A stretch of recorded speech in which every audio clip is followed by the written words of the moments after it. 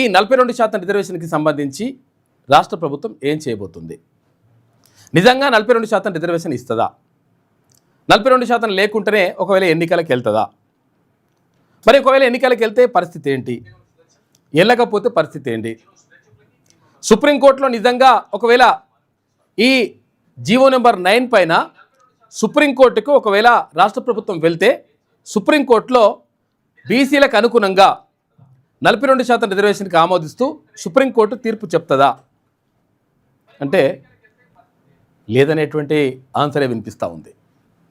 ఎందుకంటే ఇక్కడ 42% రిజర్వేషన్కి సంబంధించి సుప్రీంకోర్టుకి వెళ్ళినా ఇంకెక్కడికి వెళ్ళినా కానీ అవకాశం లేనటువంటి పరిస్థితి. ఎందుకంటే ఇక్కడ ఒకవేళ అయ్యేది ఉంటే ఇక్కడ హైకోర్టులే అయిపోతుండే. 2 రోజులు వాదనలు విన్నారు. ఆ వాదనలు విన్న తర్వాత ఇంకా ఇంప్లీట్ పిటిషన్లు ఇవంతా కత్తంత అది నడిచింది మొత్తం కూడా. అది నడిచినా కానీ ఇంకా పూర్తి స్థాయిలో ఏం లేదు, జీవో నెంబర్ 9 పైన స్టే విధిస్తున్నామని చెప్పేసింది హైకోర్టు. ఇక సుప్రీంకోర్టుకు పోతే 2 నిమిషాల పని ఖతం చేసి పడేస్తారు. లేదు అట్లేం లేదు వెళ్ళిపోరని చెప్పేసి. అంటే ఇప్పుడు ఒక కలరింగ్ ఇచ్చేటువంటి ప్రయత్నం చేస్తూ ఉంది రాష్ట్ర ప్రభుత్వం. అంటే మేము సుప్రీంకోర్టుకు పోతున్నాం, సుప్రీంకోర్టుకు పోయి బీసీ హక్కులు సాధించేందుకు 42% రిజర్వేషన్ ఇచ్చేందుకు మేము ప్రయత్నం చేస్తున్నాం, కాకపోతే ఏంటంటే ఇట్లా జరిగింది అని చెప్పడానికి. కానీ ఇప్పుడు రాష్ట్ర ప్రభుత్వం ముందున్నటువంటి ఒకటే ఒక మార్గం ఏంటంటే అంటే ఒకవేళ మరి ఇప్పుడు పాత రిజర్వేషన్ల ప్రకారం ఆ 23% రిజర్వేషన్ల ప్రకారం మరి ఎన్నికలకు వెళ్తారా అంటే వెళ్ళే పరిస్థితి లేదు. వెళ్తే అక్కడ పబ్లిక్ నుంచి పూర్తి వ్యతిరేకత. దీంతో ఏం చేయాలన్నటువంటి ఆలోచనలో పడ్డది రాష్ట్ర ప్రభుత్వం. ఈ నేపథ్యంలో ఒకటే మార్గం ఉన్నది. ఏం చేయాలి? కేంద్ర ప్రభుత్వాన్ని ఒప్పించాలి. కేంద్రం దగ్గరికి ఇక్కడ అఖిల పక్షాన్ని తీసుకొని పోవాలి. తర్వాత ఢిల్లీ స్థాయిలో ఉద్యమాలు చేయాల్సినటువంటి పరిస్థితి ఏర్పడుతుంది. అప్పుడు అక్కడ కేంద్ర ప్రభుత్వం కూడా సానుకూలంగా స్పందిస్తే నిజంగా 42% రిజర్వేషన్కి ఓకే అయితే ఆ తర్వాత పార్లమెంట్లో బిల్లు పెడితే అంత పెద్ద కథ కాదు. అదంతా జరిగితే అప్పుడు 42% రిజర్వేషన్. అప్పటి వరకు లేదు. మరి లేకుంటే స్థానిక సంస్థల ఎన్నిక ఎట్లా అంటే పోతే పొంతి వాయిదా వేసుకుందాం అనే పరిస్థితుల్లో ఉందంటే రాష్ట్ర ప్రభుత్వం. కారణం ఏంటంటే ఒకవేళ ఇప్పుడు పెడితే కూడా ఆటోమేటిక్గా వ్యతిరేకమైనటువంటి ఓటే వస్తుంది. కాబట్టి బీసీలందరూ కూడా ఒక్కటైనరు, చైతన్యమైనరు. కాబట్టి పరిస్థితి మొత్తం కూడా చేజారిపోయింది అని చెప్పేసి క్లియర్గా ఇంటెలిజెన్స్ వర్గాల సమాచారం వచ్చినట్టుగా తెలుస్తూ ఉంది. అయితే ఈ నేపథ్యంలో మరి ఏం చేయాలంటే ఇంకేం చేసేది లేదు. కేంద్ర ప్రభుత్వం దగ్గర పోయి మాట్లాడి రకరకాలుగా ఇవన్నీ కూడా చేయాల్సి ఉంటుంది. దీనికి సంబంధించి బీసీ సంఘాల నేతలు కూడా అంటూ ఉన్నారు. అంటే ఈ రేపు జరగాల్సినటువంటి బంద్ 18వ తారీఖు వాయిదా వేస్తున్నాం, తర్వాత పూర్తి స్థాయిలో ఉద్యమ కార్యాచరణ ప్రకటిస్తాం. తర్వాత ఇంకొకటి ఏంటంటే దీంతో పాటు ఏది ఇక్కడ స్థానిక సంస్థల ఎన్నికలని చెప్పేసి దీనికే మొత్తం కూడా అడ్డుపడతా ఉన్నారు కదా. ఇదే ఉద్యమాన్ని చట్టసభల్లో కూడా ఎమ్మెల్యేలు, ఎమ్మెల్సీలు, తర్వాత ఎంపీలకు సంబంధించినటువంటి అంశాన్ని కూడా చట్టసభల్లో కూడా బీసీలకు రిజర్వేషన్ కావాలనేటువంటి ఉద్యమం నడిస్తే బాగుంటుంది అని చెప్పేసి బీసీ సంఘాల జేఏసీ నిన్న ప్రకటించింది. ఇక పరిస్థితి మొత్తం కూడా ఏది ప్రజల చేతిలోకి వెళ్ళిపోయింది. ఎప్పుడైనా ఉద్యమం ఒక నాయకుడి చేతిలో ఉన్నప్పుడు కొంతవరకు ఆ నాయకుడిని మేనేజ్ చేస్తే ఆ ఉద్యమం ఆగేటువంటి పరిస్థితి, లేకపోతే ఇంకేమైనా దారి మళ్ళేటువంటి పరిస్థితి ఉంటుంది. నాయకుడి చేతిలో నుంచి ప్రజల చేతుల్లోకి వెళ్ళిన తర్వాత ఇంకెవ్వడు ఆపేది ఉండదు లెక్క. ఎందుకంటే అగ్గిపుల్ల ముట్టించినప్పుడు ఉప్పు అంటే పోతుంది. ఒకవేళ ఈ అగ్గిపుల్ల ముట్టించిన తర్వాత కొన్ని కట్టెలు తలగబడి పోతుంటే ఆ తర్వాత వచ్చేటువంటి ఎంత పెద్ద గాలి వచ్చినా కానీ ఆ అగ్గికి తోడవుతుంది తప్ప అది మంట నార్పేటువంటి పరిస్థితి ఎక్కడ కూడా ఉండదు. కాబట్టి ఉద్యమం ఉధృతమైనప్పుడు, ప్రజల్లో పూర్తిగా చైతన్యం వచ్చినప్పుడు, బీసీలకు సంబంధించినటువంటి విషయం పైన అవగాహన వచ్చినప్పుడు 100% ఇది ప్రజల ఉద్యమం అవుతుంది. కాబట్టి ఇప్పుడు తెలంగాణ రాష్ట్రంలో బీసీల ఉద్యమం ప్రజల ఉద్యమం అయింది. ప్రజలు పూర్తి చైతన్యంతో ఉన్నారు. ఒకవేళ ఇక్కడ రర్ర నాయన ఇప్పుడు మీ సంగతి ఏందో చెప్తా అనే కాడున్నారు లెక్క. ఎందుకంటే కొంతమంది కొన్ని వర్గాల వాళ్ళు సంబరాలు పింబరాలు చేసుకుంటున్నారు. ఈ సంబరాలు పింబరాన్ని అని బంద్ అవుతాయి. ఎందుకంటే మీరు ఎంత వేస్తే, ఒకవేళ బంతిని ఎంత గట్టిగా కిందికి కొడితే అంత పైకి లేస్తుంది అన్నట్టు, మీరు ఎంత రెచ్చగొడితే అంత మంచిగా జరుగుతుంది ఏది బీసీ ప్రజలకు. కాబట్టి మీరు చేస్తుంది కూడా చాలా సంతోషం, చేసుకోండి. మీరు అట్లా చేస్తేనే కొంతమంది లేవని వాళ్ళు కూడా లేస్తారు, సోయి రాని వాళ్ళు కూడా సోయి వస్తుంది. కాబట్టి అటువంటివి చేయండి, మంచిదే, అది మంచి కార్యక్రమం. దాన్ని ఇంకా స్వాగతిస్తూ ఉన్నాం. ఇంకెన్ని చేయాలనుకుంటే అట్లా చేసుకోండి, రెచ్చగొట్టండి కావాలంటే. కాబట్టి మొత్తం మీద జరుగుతున్నటువంటి పరిణామం ఇట్లా ఉన్నాయి. అయితే ఎట్టి పరిస్థితుల్లో బీసీలకు సంబంధించి ఇప్పుడు ఇక్కడ స్థానిక సంస్థలు తర్వాత ఇవన్నీ అనుకుంటాము. ఈడబ్ల్యూఎస్ పేరుతోటి నిన్న చూసినాం కదా మనము కోర్టులలో, అంటే హైకోర్టుకు సంబంధించినటువంటి సబార్డినేట్ ఉద్యోగాలకు సంబంధించి జిల్లాల వారీగా ఉద్యోగాలు తీసుకుంటే మొత్తం కూడా ఈడబ్ల్యూఎస్ 50%, 60%, డైరెక్ట్ 50%, 60%. అరే న్యాయస్థానంలో న్యాయం జరగకపోతే అన్యాయమే జరిగితే ఇంకెడిగోతారా నాయన పరిస్థితి ఏంది? అదే కాదు, ఇంకా అసలు యాక్చువల్గా ఇప్పుడు ఏంది, ఆర్టీసీ డ్రైవర్లకు సంబంధించి ఈ డ్రైవర్లకు సంబంధించి కూడా మొత్తం రిజర్వేషన్ మొత్తం అక్కడ ఈడబ్ల్యూఎస్, తర్వాత బీసీసీ ఏంటంటే కన్వర్టెడ్ క్రిస్టియన్స్కి బీసీసీ ఇస్తారు. అందులో కూడా అంటే ఒక వర్గానికి అసలు యాక్చువల్గా రిజర్వేషనే వర్తించదు. అటువంటప్పుడు వాళ్లకు కూడా అసలు యాక్చువల్గా అసలు అందులో క్యాండిడేట్స్ లేనప్పుడు కూడా ఇష్టం వచ్చినట్టుగా చేసి అవి అమ్ముకునేటువంటి కార్యక్రమం చేస్తూ ఉన్నారు. తర్వాత చాలామందిని నిన్న మిత్రులు ఫోన్ చేసిండ్రు, ఏది హైకోర్టులో జరుగుతున్నటువంటి అన్యాయానికి సంబంధించి మేము రాష్ట్రము అత్యధిక మార్కులు వచ్చినాయి, కాకపోతే అంటే ఈడబ్ల్యూఎస్ పేరుతోటి 50%, 60% ఇచ్చుకుంటే పోతే మనకు బీసీలకు, ఎస్సీ, ఎస్టీలకు అందరికీ కూడా అన్యాయం జరుగుతుందన్న ఏం చేద్దామని చెప్పేసి నిన్న ఫోన్ చేస్తూ ఉన్నారు. కాబట్టి మొత్తం కూడా మీరు చేసినటువంటి పాపాలన్నీ కూడా బయటకు వస్తూ ఉన్నాయి. ఇంకెంత అంటే తెలియకుండా చేస్తారు అసలు యాక్చువల్. కాకపోతే ఏంటంటే ఇది బహిరంగంగా రిజర్వేషన్ ఎంత బాబు, ఈడబ్ల్యూఎస్కి ఒకవేళ ఇచ్చింది ఎంత? ఓపెన్లో 10% కదా, ఓపెన్లో 10% అంటే మొత్తం ఓవరాల్గా చూసుకుంటే 5% కదా, కాదు 100%లో 10% అని చెప్పేసి 10% ఇచ్చుకుంటూ పోతున్నారు. ఆ 10%ఏ కాదని ఆయన అనుకుంటే ఇప్పుడు 50%, 60% ఇచ్చుకుంటూ పోతున్నారు. దీంతో మొత్తం కూడా బీసీలకు, ఎస్సీ, ఎస్టీ, మైనార్టీ ప్రజలందరికీ కూడా అన్యాయం చేస్తూ ఉన్నారు. కాబట్టి ఈ అన్యాయం ఎక్కువైనప్పుడు, పెచ్చరిల్లిపోతున్నప్పుడు దీన్ని ఆపడానికి ఉద్యమాలు, దీన్ని ఆపడానికి విప్లవాలు ఇవన్నీ కూడా వస్తూ ఉంటాయి. కాబట్టి అదే జరుగుతూ ఉంది. ప్రజల్లో చైతన్యం వచ్చింది, అది సంతోషకరం. ఇక మరోవైపు ఇక్కడ ఏది ఆఫ్ఘనిస్తాన్, పాకిస్తాన్ మొత్తం కూడా యుద్ధ వాతావరణం కనిపిస్తూ ఉంది. పాకిస్తాన్ మీద దాడి చేసింది ఆఫ్ఘనిస్తాన్. ఎందుకంటే అటువంటి పరిస్థితే ఉండాలి. ఇటువంటి టైంలో ఏం చేయాలంటే ఇక భారత్ ఏం చేయాలి, ఆఫ్ఘనిస్తాన్కి సపోర్ట్ చేయాలి. సరే అది మంచి చేస్తుందా చెడు చేస్తుందా తర్వాత విషయం, కానీ శత్రువును కొట్టాలంటే శత్రువుకు మిత్రుని చేసుకొని సపోర్ట్ చేసేసి గుద్దితే ఆ పాకిస్తాన్ పని కూడా అవుతుంది. ఇటువంటి కార్యక్రమాలు ఉన్నాయి. ఇంకా చాలా విషయాలు ఉన్నాయి, మనం మాట్లాడుకుందాం. తర్వాత ఎస్ఆర్ఎస్పి 2కి రామరెడ్డి దామోదర్ రెడ్డి పేరు పెడుతున్నట్టుగా నిన్న ముఖ్యమంత్రి ప్రకటించిండు. సంతోషం. ఇట్లనే బీసీ నాయకులకు సంబంధించినటువంటి అంశం పైన వచ్చినప్పుడు కూడా ఇప్పుడు మా నోముల నరసింహయ్య చనిపోయాడు. మరి నోముల నరసింహయ్య పేరు కూడా ఆయన సుదీర్ఘకాలం పాటు సిపిఐ పార్టీలో ఉన్నాడు. తర్వాత అక్కడ రకరకాల సరే ఏదో జరిగినప్పటికీ మరి ఆయన సుదీర్ఘకాలం పాటు పనిచేసిండు, ప్రజల కోసం పనిచేసినటువంటి నాయకుడు. మరి ఆ నోముల నరసింహయ్య పేరు కూడా ఏదో ఒక ప్రాజెక్టుకో లేకపోతే ఏదో ఒక దానికి పెట్టొచ్చు కదా, కానీ పెట్టరు. ఎందుకంటే ఇది బీసీలకు సంబంధించినటువంటి అంశం కాబట్టి అటువంటి చేరనమాట. కాబట్టి మనము ఆలోచించాల్సింది, తర్వాత అర్థం చేసుకోవాల్సింది ఏంటంటే ఎవరైతే అక్కడ గద్దె మీద ఉంటారో, ఎవరైతే వాళ్ళు రూల్ చేస్తూ ఉంటారో వాళ్ళు ఏది అనుకుంటే అది చేసుకుంటూ పోతారు. కొన్ని వర్గాలను పక్కకు పెట్టుకోవడం వల్ల అంటే ఇప్పుడు చైతన్యం వచ్చింది కాబట్టి ఇదంతా కూడా తెలుస్తూ ఉంది. తెలిస్తే మంచిదే. ఇది ఇప్పుడు చైతన్యం వచ్చింది కాబట్టి బరాబర్ లెక్క తేలిపోతుంది. ఇక మన న్యూస్లోకి వెళ్దాం. ముందుగా ఈనాడు దినపత్రికను చూద్దాం. మహమ్మారిపై అవగాహనకు మహాపరుగు అని చెప్పేసి నిన్న క్యాన్సర్కి సంబంధించి రన్ నిర్వహించిండ్రు.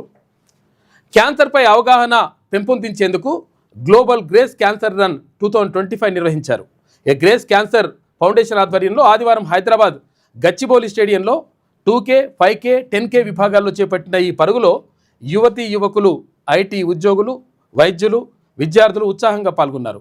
మంత్రులు శ్రీధర్ బాబు, పొన్నం ప్రభాకర్ గౌడ్, వాకిటి శ్రీహరి, సీఎం సలహాదారు వేం నరేందర్ రెడ్డి, ఎమ్మెల్యే గాంధీ, పోలీస్ కమిషనర్లు Sajjanar, Avinash Mohanty, sports authority chairman Shivasena Reddy, foundation వ్యవస్థాపకులు డాక్టర్ చిన్నబాబు తదితరులందరూ కూడా పాల్గొన్నారంట. క్యాన్సర్ పైన అవగాహన కోసం నిజంగా అసలు యాక్చువల్గా క్యాన్సర్ ఎందుకు వస్తుంది, ఏం కథ అనే దానిపైన పూర్తిగా అవగాహన కల్పించాల్సినటువంటి అవసరం ఉన్నది. ఎందుకంటే క్యాన్సర్ మహమ్మారి అది వచ్చిందంటే ఇక అసలు యాక్చువల్గా చచ్చుడే అన్నట్టున్నది పరిస్థితి. కాబట్టి ప్రాథమిక స్థాయిలో గుర్తించాలనుకుంటే ప్రాథమిక స్థాయిలో ఎట్లా గుర్తించే పరిస్థితి ఎట్లుంటుంది? ఎప్పటికప్పుడు హెల్త్ చెకప్లు అంటే సాధారణ ప్రజలకు కుదరదు, అంత ఈజీగా ఉండదు. అటువంటి పరిస్థితుల్లో ఎట్లా దాన్ని గుర్తించడం, ఎట్లా దాన్ని ఒకవేళ వస్తే దాన్ని ఎదుర్కోవడం ఎట్లా, రాకుండా ఉండాలంటే మనం ఏం జాగ్రత్తలు తీసుకోవాలి, దీనిపైన ప్రత్యేక అవగాహన కల్పించాల్సిన అవసరం ఉన్నది. మేము కూడా ఒకవేళ ప్రయత్నం చేస్తాం. ఈ క్యాన్సర్ నిపుణులు ఎవరైతే ఉంటారో, దానికి సంబంధించినటువంటి వైద్య నిపుణులు ఎవరైతే ఉంటారో వాళ్ళతోని సంప్రదించి ఒక ఇంటర్వ్యూ కూడా ఏర్పాటు చేసేటువంటి ప్రయత్నం చేద్దాం. ఎందుకంటే చాలామంది బాధపడతారు. క్యాన్సర్ కానీ, కిడ్నీకి సంబంధించినటువంటి వ్యాధులు కానీ, రకరకాలుగా కొన్ని ఉన్నాయి దీర్ఘకాలిక వ్యాధులు, చాలా ప్రజల్ని ఇబ్బంది పెట్టేటి. కాబట్టి దానిపైన అవగాహన కల్పించాలి. అదుపు తప్పితే 60 అడుగుల లోతులోకి వెళ్తాయట. ఇగో ఏడా కుమ్రంభీం జిల్లా కెరిమెరి మండలం ఉప్పుగూడ సమీపంలో రహదారి పక్కనే ప్రమాదకరంగా నోరు తెరిచి ఉన్న లోతైన చెరువు ఇది. ఈ రహదారి గుండా నిత్యం వందల సంఖ్యలో వాహనాలు రాకపోకలు సాగిస్తుంటాయి. ఇక ఘాట్ రోడ్డు కావడంతో పొరపాటున వాహనం అదుపు తప్పితే సుమారు 60 అడుగుల లోతులోకి పడిపోతుందట. ఇక ఎక్కడ ఎలాంటి హెచ్చరిక బోర్డులు కూడా లేదంట. ఇక్కడ ఉన్నది ఇది లేదు సరికదా, కనీసం రక్షణ గోడలు కూడా నిర్మించలేదు. దీంతో అటు ప్రయాణికులు ఇటు వాహనదారులు భయాందోళనకు గురవుతున్నారు. జస్ట్ ఇక్కడ రక్షణ గోడలను నిర్మించాలి, లేకపోతే ఇక్కడ అదేందో ఏంటి పైప్లు ఉంటాయి కదా, వాటితో ఏర్పాటు చేయాలి. కానీ ఏవి వేయకుండా అట్లా పెట్టేసిందంట. జస్ట్ కొంచెం ఏమర్పాటు అట్టయితే 60 అడుగుల లోతులో పడుతుంది. 20 మీటర్ల లోతుల పడిపోతుంటారు. ఇక ఇటువంటి వాటిపైన ప్రభుత్వం చర్యలు తీసుకోవాలి. తర్వాత ఇంకోటి ఏంటంటే రోడ్లు లేని గ్రామాలు ఎన్నో ఉన్నాయి, వాటికి సంబంధించి రోడ్డు కూడా కల్పించాలి. ఇప్పుడు మా ఊరికి యాక్చువల్గా మరి బీర్లా ఐలయ్య గారికి అయితే మా ఎమ్మెల్యే ప్రభుత్వ విప్పు చెప్పినాం, ఆయనకు చెప్తే చేద్దామని చెప్పేసి అన్నాడు. ఇంతవరకు పత్తలేదు. అది బొమ్మల రామారావు నుంచి మళ్ళీ వాళ్ళకు రోడ్డు, అది యాదాద్రి భువనగిరి జిల్లాలో. వీటిపైన అందరు ఎమ్మెల్యేలు కూడా దృష్టి పెట్టాలి. మనం ఎన్నుకున్నది అందుకు కదా. మీకు ఎవరు సొంత పనులు ఏమంటారు? ఏమన్నా పాక్పై ఆఫ్ఘాన్ దాడి, 58 మంది సైనికులు హతమైనరు, 30 మందికి గాయాలు. 9 మంది ఆఫ్ఘాన్ సైనికులు కూడా మృతి చెందిందట. 19 ఆఫ్ఘాన్ పోస్టులు పాక్ ఆధీనంలోకి వచ్చినాయి. సరిహద్దుల్లో తీవ్ర ఉద్రిక్తత, 200 మంది ఉగ్రవాదులను హతమార్చమని చెప్పేసి పాక్ అంటున్నది. ఉగ్రవాదుల ఏరివేత పేరుతో తమ సరిహద్దుల్లో దాడి చేస్తున్న పాకిస్తాన్పై ఆఫ్ఘనిస్తాన్ శనివారం రాత్రి విరుచుకుపడింది. ఈ దాడుల్లో 58 మంది పాక్ సైనికులు హతమైనట్లు తాలిబాన్ నేతృత్వంలోని ప్రభుత్వం ప్రకటించింది. మరో 30 మందికి గాయాలయ్యాయని వెల్లడించింది. ఈ దాడులతో ఉలిక్కిపడ్డ పాకిస్తాన్ ఆదివారం ఉదయం ఎదురుదాడికి దిగి సరిహద్దుల్లో ఆఫ్ఘాన్కు చెందిన 19 సెక్యూరిటీ పోస్టులను స్వాధీనం చేసుకుందట. ఇద్దరు మంచిగా వాళ్ళే కొట్టుకుంటారు, మంచి పని అవుతుంది ఇక్కడ. ఇక పాకిస్తాన్ ఖైబర్ పఖ్తుంఖ్వాలోని అంగూర్, అడ్డా, తర్వాత బాజార్, ఖుర్రం, దిర్, చిత్రార్, బలోచిస్తాన్లోని బరాంచా పోస్టులపై ఆఫ్ఘాన్ విరుచుకుపడింది. ఇక డ్యూరాండ్ లైన్ వెంట జరిగిన ఈ దాడుల్లో 20 పాకిస్తాన్ అవుట్ పోస్టులు ధ్వంసమయ్యాయని తాలిబాన్ ప్రభుత్వ అధికార ప్రతినిధి జబీహుల్లా ముజాహిద్ తెలిపారు. పలు ఆయుధాలను తర్వాత యుద్ధ సామాగ్రిని స్వాధీనం చేసుకున్నామని చెప్పిందట. ఇద్దరు కొట్టుకుంటారు, మంచిగా ఉన్నది కథ. పొరుగు దేశం చర్యలను ఉపేక్షించమని చెప్పేసి ఆఫ్ఘాన్ మంత్రి అంటున్నాడు. ఆఫ్ఘాన్ మంత్రి ఇక్కడ భారత్లో పర్యటిస్తూ ఉన్నాడు.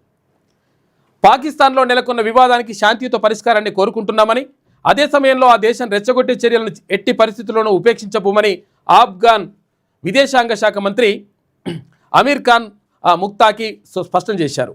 ప్రస్తుతం భారత్లో పర్యటిస్తున్న ఆయన ఆదివారం ఢిల్లీలో మీడియాతో మాట్లాడారు.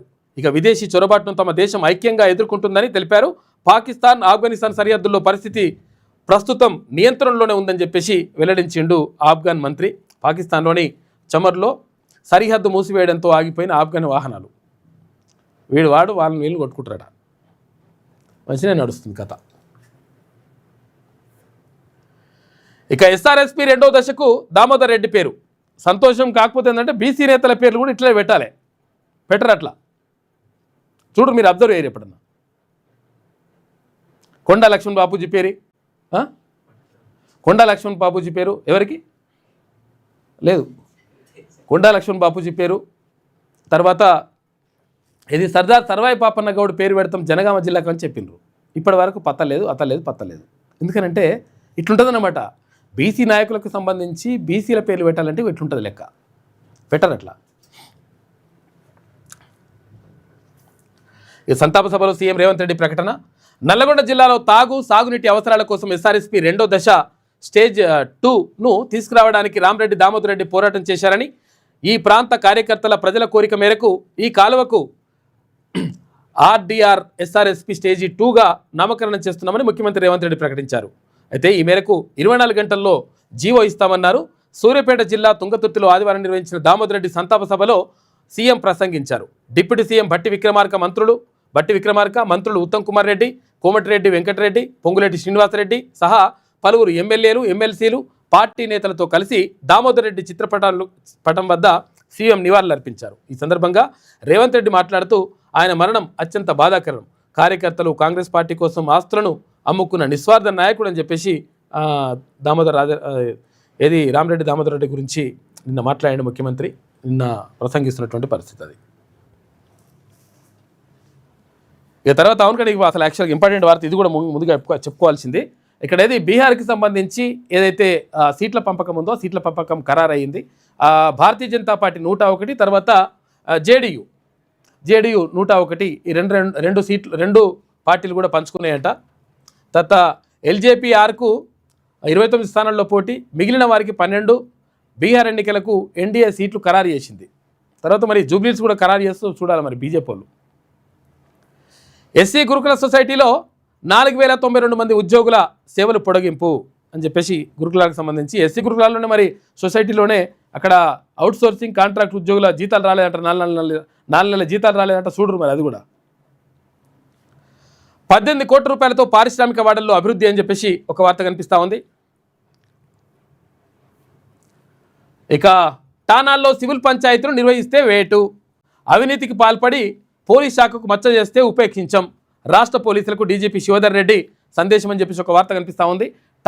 ఠానాలంటే పోలీస్ స్టేషన్లో సివిల్ పంచాయతీలు అంటే ఏంటిది? భూమి పంచాయతీ, పైసల పంచాయతీ, కథా కార్ఖానా తీసుకొచ్చి ఇక్కడ సెటిల్మెంట్ ఏమైనా చేస్తా అంటే మాత్రం ఉపేక్షించా అంటుండంట డీజీపీ. మంచిగా ఉన్నది కానీ చాలా జరుగుతున్నాయి అవన్నీ అయితే మరి మస్తుగా. ఠానాలు, పోలీస్ కార్యాలయాల్లో సివిల్ పంచాయతీలు నిర్వహిస్తే ఉపేక్షించేది లేదని, అవినీతికి పాల్పడి పోలీస్ శాఖకు మచ్చదేస్తే వేటు తప్పదని డీజీపీ బత్తుల శివధర్ రెడ్డి స్పష్టం చేశారు. హోంగార్డు మొదలుకొని క్షేత్రస్థాయి పోలీసుల్ని ముందుండి నడిపించే అధికారులందరూ తెలంగాణ పోలీస్ శాఖ నిబద్ధతకు ప్రతినిధులుగా నిలవాలని పిలుపునిచ్చారు. ప్రజల విశ్వాసమే పోలీసింగ్కు నిజమైన కొలమానమని అన్నారు. అయితే పోలీస్ కుటుంబాల సంక్షేమానికి ప్రాధాన్యమిస్తామన్నారు. ఈ మేరకు తెలంగాణ పోలీసులకు ఆయన ఆదివారం తన సందేశాన్ని పంపినరు. మంచిగా ఉన్న చాలా సంతోషం. కాకపోతే అంటే ఏక్ పోలీసు కోరుకుంటా ఉన్నారు పోలీసులు అందరూ కూడా. మాకు ఏక్ పోలీసు కావాలి, అందరు పోలీసులందరూ కూడా ఒకటే అనేటువంటిది ఒక అది తీసుకొస్తే బాగుంటుందని చెప్పేసి ఏక్ పోలీసు తీసుకొస్తానని ఆయన అటే పోయిండు. ఎవరు? గతంలో ముఖ్యమంత్రిగా పనిచేసిన కేసీఆర్. కాబట్టి వాళ్ళు చాలా టీఎస్ఎస్పీ అని, తర్వాత కొన్ని విభాగాల్లో పనిచేస్తున్నటువంటి వారు, ఏఆర్పో కానిస్టేబుల్ కానీ రకరకాల కొన్ని విభాగాల్లో పనిచేస్తున్న వాళ్ళు చాలా ఇబ్బందులు పడుతున్నారు. కనీసం వాళ్ళ కొంతమందికి హెల్త్ కార్డులు కూడా లేవు.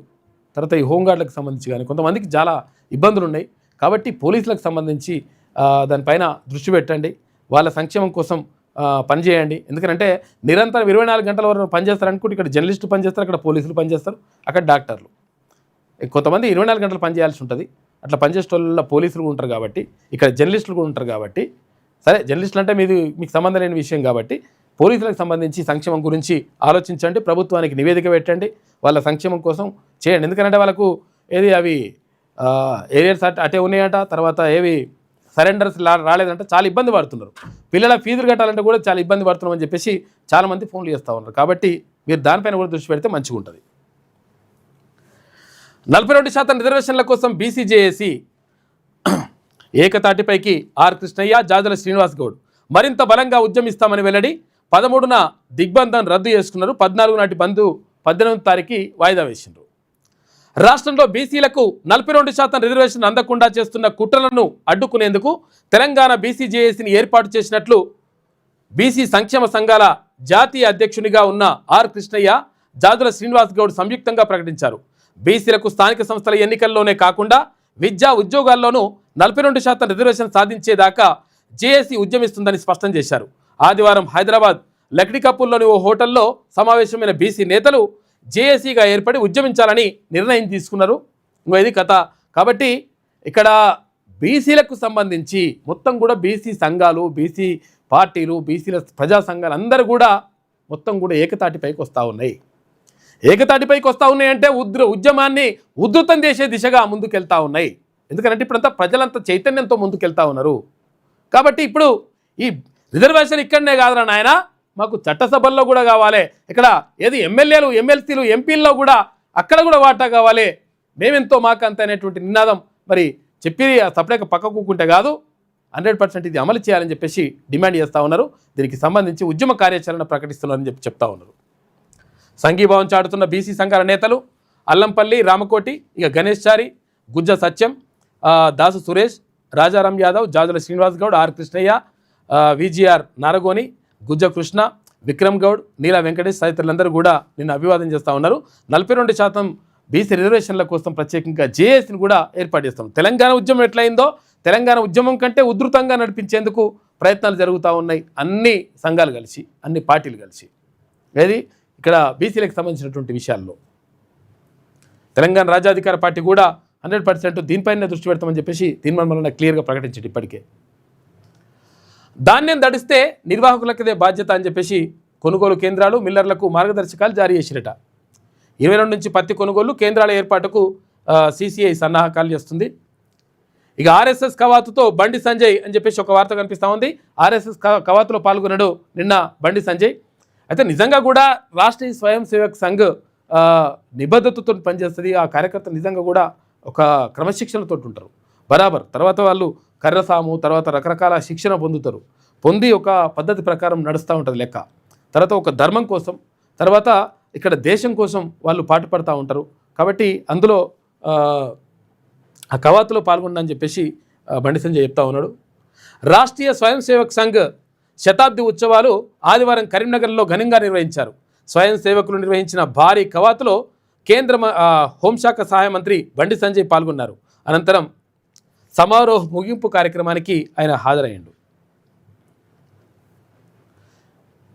ఇక ప్రమాదంలో ప్రాణాలు అని చెప్పేసి విద్యుత్ పంపిణీ వ్యవస్థ నిర్వహణలో లోపాలు, స్తంభాలు, ట్రాన్స్ఫార్మర్లు, లైన్ల మార్పుల్లో జాప్యం, సరఫరా ఆగితే పునరుద్ధరణతో మమ అనిపిస్తున్న సిబ్బంది అని చెప్పేసి ఒక వార్త కనిపిస్తూ ఉంది. ఏది కరెంటు తీగలు, ఈ కరెంటు తీగలు కానీ, కరెంటు పోల్లు కానీ, తర్వాత ఇక ట్రాన్స్ఫార్మర్లు కానీ ఏడబడతానే ఉంటాయి. వాటికి సంబంధించి కనీసం రక్షణ ఉండదు. అక్కడ మనుషులు పోతే ఇక ఆగమే పరిస్థితి అంతా. తర్వాత ఇక్కడ పొలాలు ఉంటాయి కదా, పొలాలు ఉంటే ఇక్కడ 2 స్తంభాలు 3 స్తంభాలు పట్టేది ఉంటే అక్కడ 2 స్తంభాలే వేస్తారు, నడుమో స్తంభం ఉండదు. దాంతో ఏమవుతుంది, ఆ వైర్లు ఉంటాయి కదా, ఈ 3 స్తంభాలు ఉంటేనే ఎక్కడికక్కడ ఇట్లా మంచిగా ఉంటుంది. 3 స్తంభాలు లేకుండా అక్కడ 2 స్తంభాలే వేస్తారు. వేస్తే ఏమవుతుంది, నడుమ స్తంభం లేకపోతే ఈ వైర్ కిందికి వచ్చేస్తుంది. కిందికి వచ్చేస్తే ఇక్కడ పొలం దున్నుతుంటారు కదా, పొలం దున్నుటోళ్ళకి ఆ వైర్ దాకేటట్టు ఉంటుంది. ట్రాక్టర్ పోతే ట్రాక్టర్ దాకి అగ్ని ప్రమాదాలు, అంటే అక్కడ విద్యుత్ ప్రమాదాలు జరిగి చనిపోయినటువంటి పరిస్థితులు చాలా ఉన్నాయి. కాబట్టి దీనిపైన దృష్టి పెట్టాల్సినటువంటి బాధ్యత 100% విద్యుత్ అధికారులపైన ఉన్నది. కాబట్టి సంబంధిత మంత్రి దీనిపైన ఆదేశాలు జారీ చేయాలి. తర్వాత అధికారులు కూడా దీనిపైన దృష్టి పెట్టాలి. ఎందుకంటే రైతుల ప్రాణాలు చాలా విలువైనవి. రైతుల ప్రాణాలు కానీ ఎవరి ప్రాణాలైనా విలువైనవే. అరే దీనికి కనీసం పట్టించుకోకపోతే మరి ఎవరు కాపాడాలి, ఏంది పరిస్థితి ఏంది? విద్యుత్ ప్రమాదాల వల్ల ప్రాణాలు పోవద్దు, సహజ మరణాల వల్ల పోతే సరే మనము ఏదో కర్మ అని చెప్పేసి అనుకుంటాం. కానీ ప్రమాదాల వల్ల పోవడం ఏంది, అది మానవ తప్పిదాల వల్ల పోవడం ఏంది, తెలిసిన తర్వాత కూడా ఇవన్నీ ఏకపోవడం ఏంది? కాబట్టి దీనిపైన దృష్టి పెట్టాల్సిన అవసరం ఉన్నది. విద్యుత్ పంపిణీ వ్యవస్థ నిర్వహణ, సమస్యల పరిష్కారంలో జాప్యం, నిర్లక్ష్యం ప్రజల ప్రాణాలను ప్రమాదంలోకి నెడుతోంది.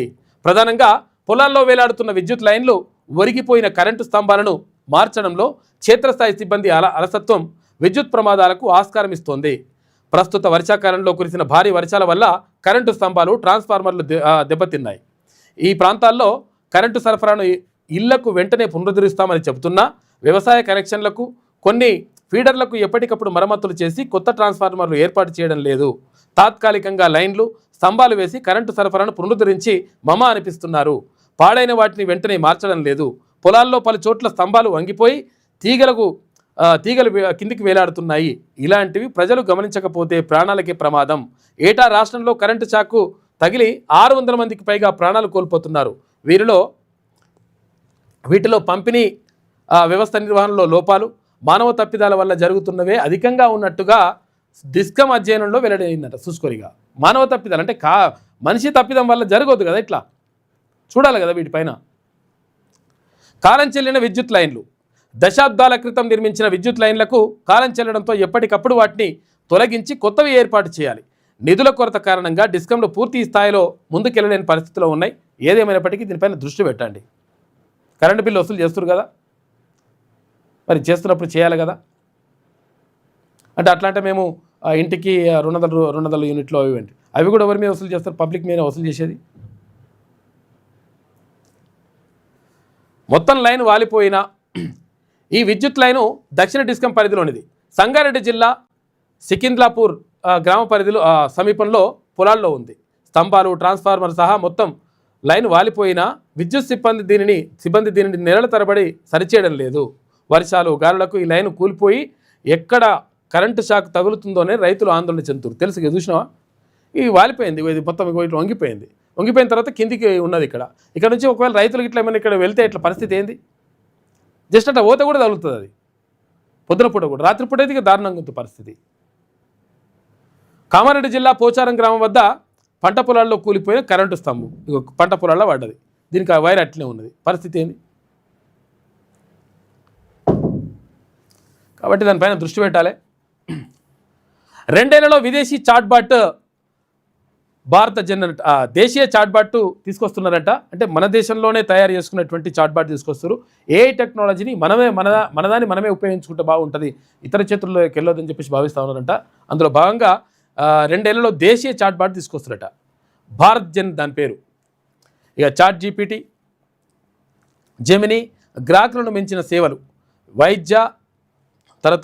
విద్య, వైద్యం, వాణిజ్యం అన్నింటికీ ఇదే ఏఐ టూళ్ళు తీసుకొస్తారట.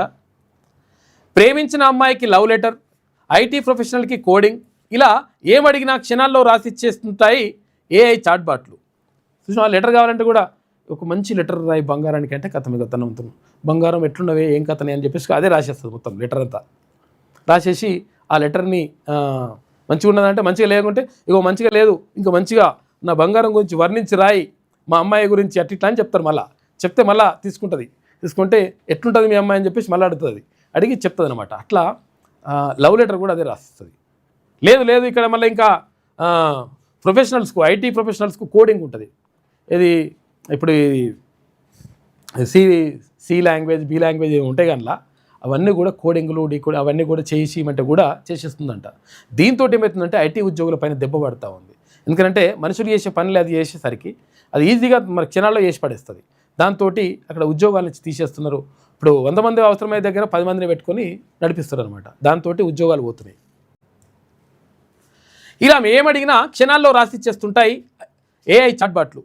సందేశం, సమాచారం ఏం కావాలన్నా నెటిజన్లు, మొబైల్ యూజర్లు చాట్ జీపీటీ, జెమినీ, గ్రాక్, తర్వాత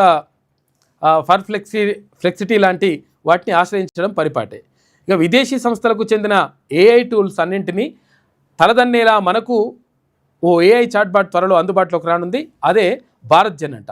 పౌర సేవలు, విద్య, వైద్యం, వాణిజ్య రంగాలకు ఉపయుక్తంగా ఉండేలా స్వయంగా కేంద్ర ప్రభుత్వమే ఈ కార్యాచరణ మొదలుపెట్టింది. దీనిపై 988 కోట్ల రూపాయలు ఖర్చు చేయనుంది. ఐఐటి బాంబే ఈ ప్రాజెక్ట్ నేతృత్వం వహిస్తుండగా, అయితే హైదరాబాద్, మద్రాస్, మండి, తర్వాత కాన్పూర్ ఐఐటీలు, ఇందౌల్ ఐఐఎం భాగస్వాములుగా వ్యవహరిస్తున్నాయి.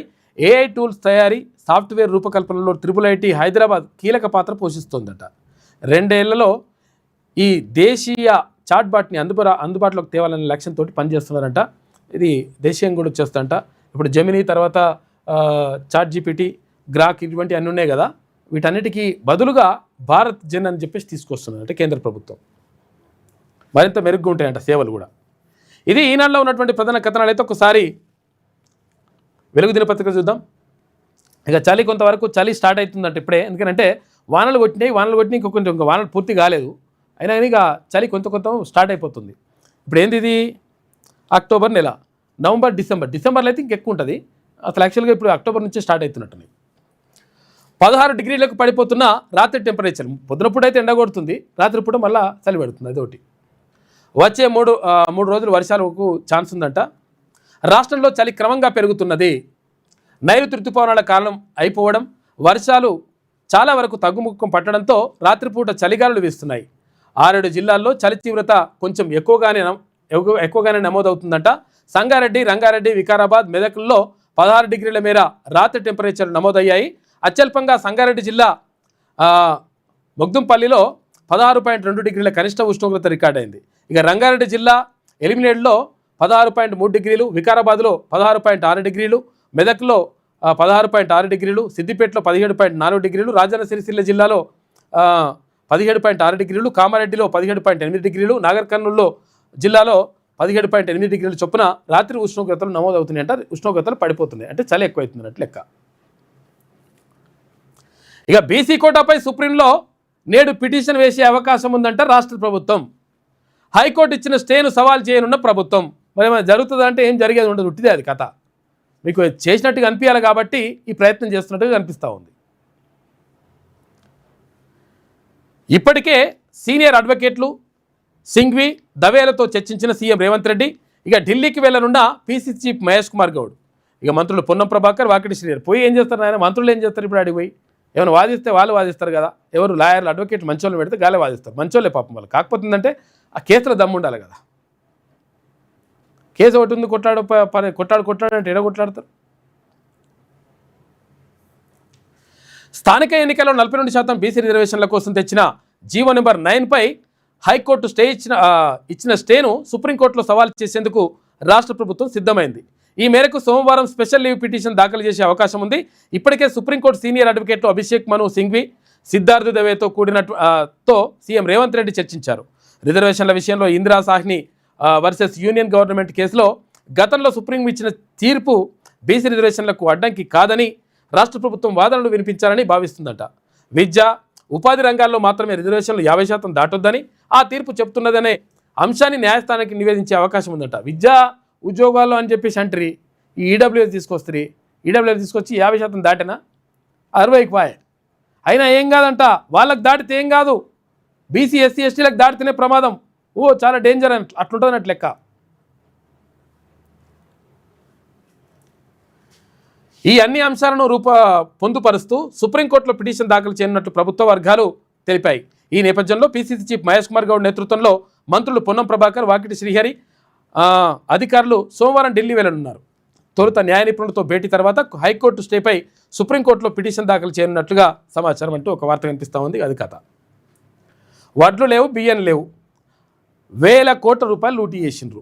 ఏది? ఫేక్ క్రష్ సీట్లతో మిల్లర్లు స్కామ్ చేసిండ్రు. 10 ఏళ్ల నుంచి ఇదే కథ.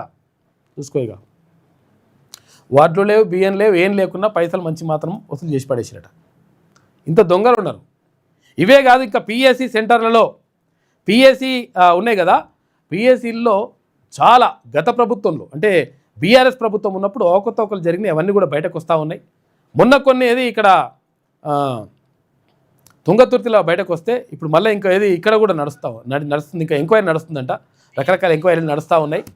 దానిపైన మొత్తం వివరాలన్నీ తీస్తూ ఉన్నారు. మేము కూడా తీస్తున్నాం ప్రత్యేకంగా. ఏది ఇక్కడ దేవరకొండ తర్వాత తదితర ప్రాంతాల్లో నల్గొండ జిల్లా కానీ ఇక్కడ మహబూబ్నగర్ జిల్లాలో కానీ కొన్ని చోట్ల జరిగినటువంటి అవకతవకలు మొత్తం కూడా మామూలుగా కాదు. కోట్ల రూపాయలు భూములు లేకుండానే భూములు ఉన్నాయి. భూములకు ఫేక్ డాక్యుమెంట్లు క్రియేట్ చేసి దాంట్లో బ్యాంక్ అధికారులు కూడా కుమ్మక్కై, బ్యాంక్ అధికారులు ఏమో ఈ ఫేక్ డాక్యుమెంట్లని బ్యాంక్ అధికారులకు తెలిసిన వాళ్ళు లోన్లు ఇచ్చేస్తారు. తర్వాత ఫేక్ డాక్యుమెంట్లు క్రియేట్ చేసి భూములు ఉన్నాయి, తర్వాత ఏది ఆ సర్వే నెంబర్లు ఉన్నాయి, అయినా కానీ అవి క్రియేట్ చేసి కొంతమంది కోట్ల రూపాయలు కొల్లగొట్టిండ్రు.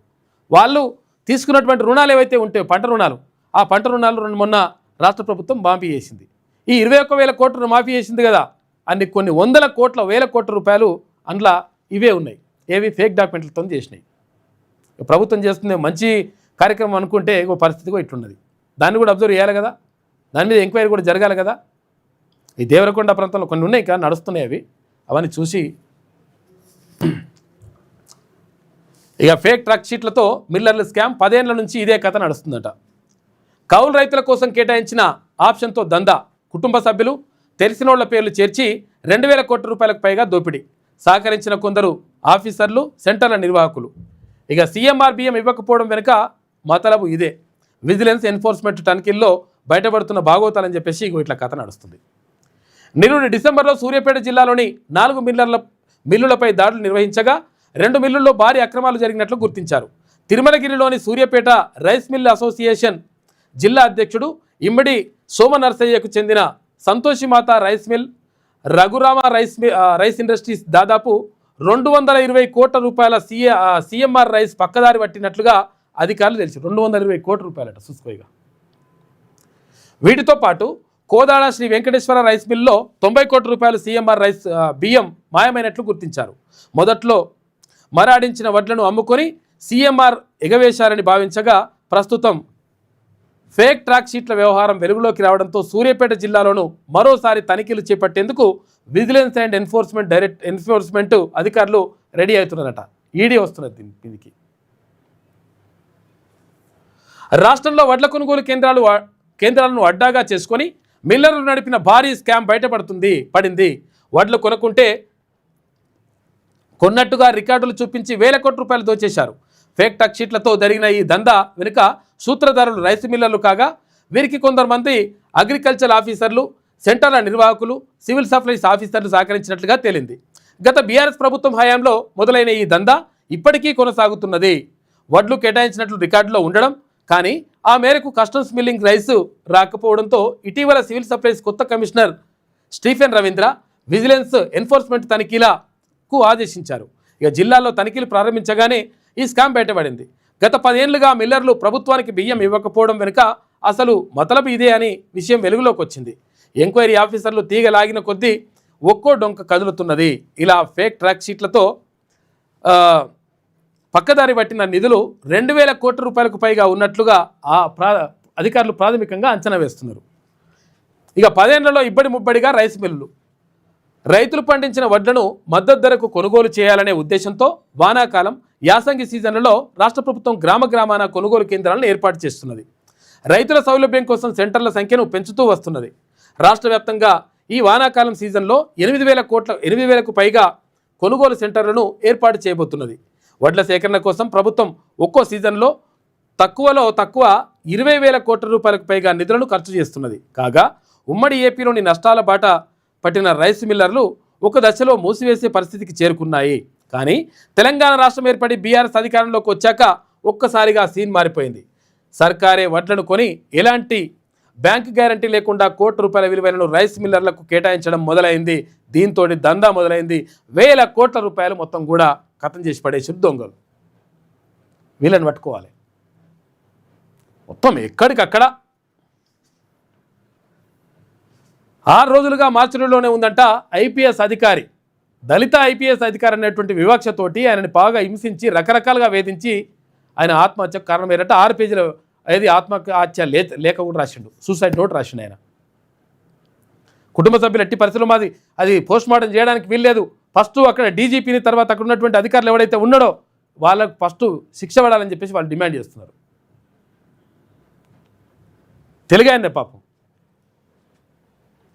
Haryana IPS officer Puran Kumar suicide కేసులో డీజీపీ శత్రుజిత్ను తర్వాత రోహ్తక్ మాజీ ఎస్పీ సురేంద్రను అరెస్టు చేయాల్సిందేనని బాధిత కుటుంబ సభ్యులు రాష్ట్ర ప్రభుత్వాన్ని డిమాండ్ చేశారు. అప్పటి వరకు డెడ్ బాడీకి పోస్ట్ మార్టం నిర్వహించేందుకు ఒప్పుకోమని చెప్పేసి చెప్పినట. ఫస్ట్ వాళ్ళని అరెస్ట్ చేయాలండి, డీజీపీని, తర్వాత అక్కడ ఇంకో ఆఫీసర్ని, ఎస్పీని.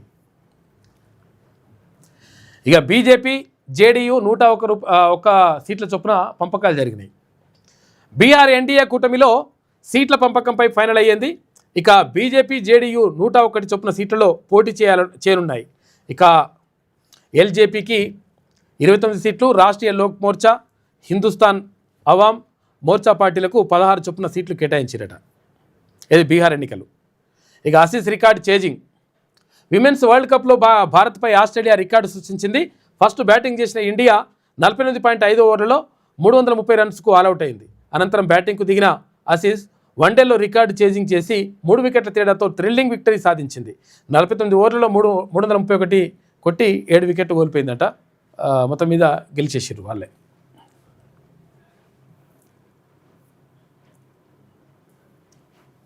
చూసారు కదా, అది సుప్రీంకోర్టులో అదేం నడవదు లెక్క. రిజర్వేషన్ల సాధనకు తెలంగాణ బీసీజేఏసీ చైర్మన్గా ఎంపీ ఆర్ కృష్ణయ్య, వర్కింగ్ చైర్మన్గా జాజుల శ్రీనివాస్ గౌడ్, వైస్ చైర్మన్గా విజిఆర్ నారగోని, కో చైర్మన్లుగా దాసు సురేష్, రాజారాం యాదవ్, కోఆర్డినేటర్గా గుజ్జ కృష్ణ. ఇక బీసీ సంఘాలు, మేధావులు, ఉద్యోగులు సమావేశమై జేఏసీగా ఆవిర్భవించిన నిన్న స్థానిక ఎన్నికల్లోనే కాదు చట్టసభల్లోనూ బీసీ కోటా కోసం ఉద్యమిస్తామని ప్రకటించారు. ఈ నెల 13న నేషనల్ హైవేల దిగ్బంధం, 14న రాష్ట్ర బంధు వాయిదా వేసిండ్రు. ఇక ఉమ్మడిగా ఈ నెల 18న రాష్ట్ర బంద్కు పిలుపునిస్తా ఉన్నారు. దేశాన్ని కదిలించేలా ఉద్యమిస్తాం అని చెప్పేసి ఆర్ కృష్ణయ్య అంటుండు. అసలు యుద్ధం ఇప్పుడే మొదలైందని చెప్పేసి జాజుల శ్రీనివాస్ గౌడ్ అంటుండు. మొత్తం మీద బీసీ జేఏసీ ఏర్పాటైంది 42% రిజర్వేషన్ సాధన కోసం. ఇక బీజేపీ పూజకు పనికిరాని పువ్వు అని చెప్పేసి ఇక్కడ కేటీ రామారావు అంటున్నాడు. ఆ పార్టీలో రాష్ట్రానికి రూపాయి పని జరగలేదు అని చెప్పేసి కేటీ రామారావు అంటుంటే, జూబ్లీహిల్స్లో కాంగ్రెస్ బీజేపీలకు ఓటేస్తే మోరీల్లో వేసినట్లే అంట. మరి ఈయనకేస్తే ఏదైతుందో. కేసీఆర్ సీఎం అయితేనే మళ్ళీ అభివృద్ధి అని చెప్పేసి వ్యాఖ్యానిస్తున్నాడు. ఇక బీఆర్ఎస్ ప్రజలకు పనికిరాని పార్టీ అని చెప్పేసి ఇక్కడ ఏలేటి మహేశ్వర్ రెడ్డి అంటుండు. అది అనేక స్కాముల్లో ఇరుక్కున్నది. గత పార్లమెంట్ ఎన్నికల్లో ఒక్క సీటు గెలవలేదు. భవిష్యత్తులో బీజేపీదే అధికారం అనే ధీమా. హామీల అమలుపై కాంగ్రెస్ సర్కార్ చర్చకు సిద్ధమా అని చెప్పేసి సవాల్ విసురుతూ ఉన్నారు. ఇక జూబ్లీహిల్స్ బైపోల్కు ఇవాళ నోటిఫికేషన్ విడుదలవుతూ ఉంది. ఈ నెల 21 వరకు నామినేషన్ల స్వీకరణ, ఎన్కోర్ పోర్టల్ ద్వారా డిజిటల్ నామినేషన్ సమర్పణకు అవకాశం ఇస్తున్నట. ఈ నెల 22న నామినేషన్ల పరిశీలన, 24 వరకు విత్డ్రాకు ఛాన్స్ ఉన్నది. వచ్చే నెల 11న ఎలక్షన్, 14లో రిజల్ట్స్ ఉంటాయి. జూబ్లీహిల్స్ అసెంబ్లీ నియోజకవర్గం బై ఎలక్షన్ కోసం ఎన్నికల సంఘం సోమవారం నోటిఫికేషన్ విడుదల చేయనున్నది. ఇవాళ ఈ నెల 21 వరకు నామినేషన్ల స్వీకరణ కొనసాగుతుంది. ఈ వ్యవధిలో ప్రభుత్వ సెలవు దినాలు మినహా అన్ని రోజుల్లో అభ్యర్థులు తమ నామినేషన్లు షేక్పేట ఎంఆర్ఓ కార్యాలయంలో ఏర్పాటు చేసిన రిటర్నింగ్ ఆఫీసులో సమర్పించవచ్చు. ఎన్నికల అధికారులు నామినేషన్ల ప్రక్రియ సక్రమంగా జరిగేలా అన్ని ఏర్పాట్లు పూర్తి చేశారు. అభ్యర్థులు, రాజకీయ పార్టీలు అందుబాటులో ఉన్న నిబంధనలు ఖచ్చితంగా పాటించాలని అధికారులు సూచించారు. ఈ నెల 22న నామినేషన్ల పరిశీలన ఉంటుందంట. ఇవాళ నామినేషన్లు స్టార్ట్ అయిపోతాయి. నోటిఫికేషన్ విడుదలవుతుంది, నామినేషన్లు కూడా రెడీ అవుతాయి. బాలగోపాల్ నేటి తరానికి స్ఫూర్తి. సమాజంలోని అనేక ప్రశ్నలకు ఆయన రచనల్లో సమాధానాలు. మానవ హక్కుల నేత 16వ సంస్మరణ సభలో వక్తలు మాట్లాడారు. ప్రజాస్వామ్యాన్ని కేంద్రం బలహీనపరుస్తుందని చెప్పేసి విమర్శలు చేశారు. బాలగోపాల్ గొప్ప గొప్ప రచనలు వేసిండు. ఆయన మొత్తం కూడా ప్రజల కోసమే జీవితాన్ని అంకితం చేసిండు. ప్రజల హక్కుల కోసం, మానవ హక్కుల కోసం మొత్తం నిరంతరం కూడా పోరాటం చేసిండు. పాపం ఆయన చనిపోయి 16 సంవత్సరాలు అవుతా ఉంది. దానికి సంబంధించి సంస్మరణ సభ పెట్టినట్టున్నారు. మొన్న ఆయిల్ ఫామ్, నేడు కాటన్ రైతులకు గోస. ఆర్డర్లు లేక పత్తి రేట్లు తగ్గిస్తున్న వ్యాపారులు. కేంద్రం ట్రేడ్ బ్యాలెన్స్తో ఆయిల్ ఫామ్ గెలల రేట్లు డౌన్ అయిపోయినాయంట. తీవ్రంగా నష్టపోతున్న ఆయిల్ ఫామ్, పత్తి రైతులు. విదేశీ పత్తిపై దిగుమతి సుంకం ఎత్తివేయడం అన్యాయం అని చెప్పేసి మంత్రి తుమ్మల నాగేశ్వరరావు అంటుండు. ప్రత్యామ్నాయ చర్యలతో రైతుల్ని ఆదుకోవాలని చెప్పేసి డిమాండ్ చేస్తున్నారు. ఈ కేంద్ర ప్రభుత్వం దిగుమతి సుంకాలు తగ్గించడంతో పత్తికి పడిపోయిన డిమాండు. ఇక హెలికాప్టర్లో హైదరాబాద్ టు శ్రీశైలం అట. హైదరాబాద్ నుంచి శ్రీశైలం పోవాలనుకుంటే వాళ్ళు హెలికాప్టర్ కూడా పోవచ్చట. సంక్రాంతి నుంచి అందుబాటులోకి సేవలు. ఒక్కో దాంట్లో 6 నుంచి 8 సీట్లు ఉంటాయంట. రాష్ట్రంలో హెలి టూరిజానికి సర్కార్ శ్రీకారం చుట్టింది. ప్రైవేట్ భాగస్వామ్యంతో పర్యాటక శాఖ ప్రణాళికలు చేస్తుంది. విజయవంతమైతే రామప్ప, లక్నవరానికి కూడా ఈ సేవలు విస్తరించాలని చూస్తున్నారట. హైదరాబాద్ నుంచి శ్రీశైలానికి, హైదరాబాద్ నుంచి లక్నవరం, రామప్పకు కూడా పోయేందుకు హెలికాప్టర్లో పోవచ్చుగా.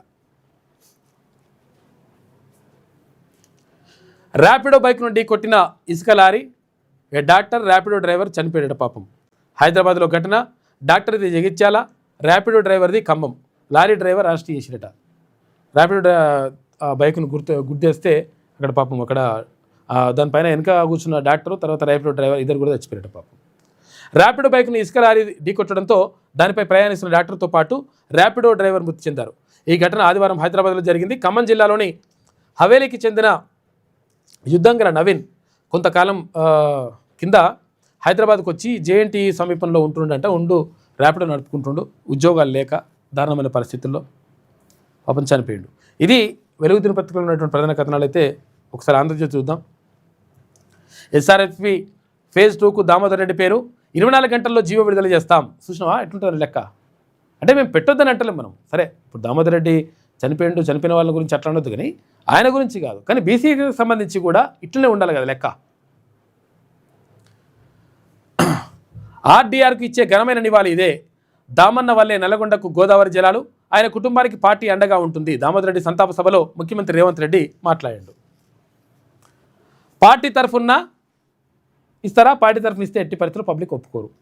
కాబట్టి ఏం చేయాలి? బీసీ రిజర్వేషన్లపై సుప్రీంకోర్టుకు కాంగ్రెస్ స్పెషల్ లీవ్ పిటిషన్ దాఖలకు యోచన. జీవో నెంబర్ 9పై హైకోర్టు స్టే విధించడం మీద ప్రభుత్వ పరంగా ఇవాళ పిటిషన్ దాఖలు చేస్తారు. ఇక ఇవాళ ఢిల్లీకి పీసీ చీఫ్ మహేష్ కుమార్ గౌడ్, అభిషేక్ సింఘ్వీతో భేటీ అయ్యే అవకాశం. ఏఐసీసీ చీఫ్ మల్లికార్జున ఖర్గే పరామర్శ అని చెప్పేసి ఒక వార్త కనిపిస్తూ ఉంది. మరి ఏం చేస్తారు, ఏం కథ అంటే సుప్రీంకోర్టుకు పోతే గ్యారంటీ లేని కథ. రిజర్వేషన్ల సాధనకు బీసీ జేఏసీ, రాష్ట్రంలో ఏకమైన బీసీ సంఘాలు. జేఏసీ చైర్మన్గా ఆర్ కృష్ణయ్య, వర్కింగ్ చైర్మన్గా జాతుల శ్రీనివాస్ గౌడ్ 18న బంద్కు, రాష్ట్ర బంద్కు పిలుపునిస్తూ ఉన్నారు. ఇక జూబ్లీహిల్స్ బీజేపీ అభ్యర్థిగా దీపక్ రెడ్డి, పార్టీ కేంద్ర ఎన్నికల కమిటీ భేటీలో నిర్ణయం. పార్టీ పార్లమెంటరీ బోర్డు ఆమోదముద్ర వేసినట్టుగా ఏక్షణమైన ప్రకటన వెలువడే అవకాశం ఉంది అని చెప్పేసి క్వశ్చన్ మార్క్తో వార్త రాసింది. మరి గ్యారంటీ లేదు క్వశ్చన్ మార్క్తో రాస్తే. ఒకే ఇంటి నెంబర్ 43 ఓట్లు ఉన్నాయట. సామాజిక మాధ్యమాల్లో జూబ్లీహిల్స్ ఓటర్ జాబితా ఫోటోలు వైరల్ అవుతూ ఉన్నాయి. విచారణకు జిల్లా ఎన్నికల అధికారి ఆదేశం. ఇవాళ నుంచే నామినేషన్లు. జూబ్లీహిల్స్ ఉప ఎన్నిక నోటిఫికేషన్ ఇవాళనే ఉంటుందట. 21 దాకా నామినేషన్ల దాఖలకు ఛాన్సు. 15న సునీత, 17న నవీన్ నామినేషన్లు దాఖలు చేస్తారట. సునీతనేమో బీఆర్ఎస్ నుంచి, నవీన్ ఏమో కాంగ్రెస్ పార్టీ నుంచి.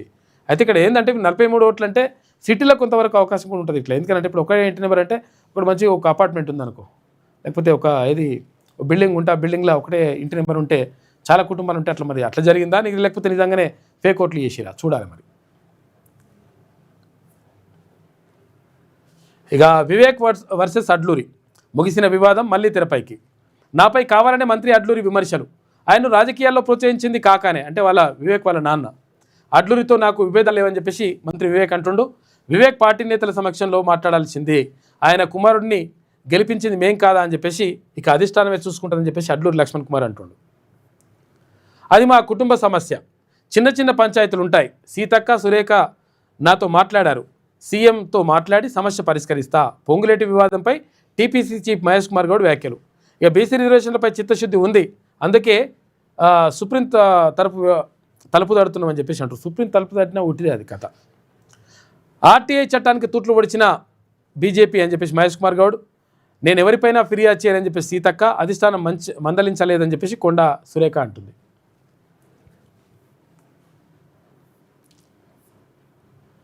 మోదీకి ట్రంప్ ఆహ్వానం అంట.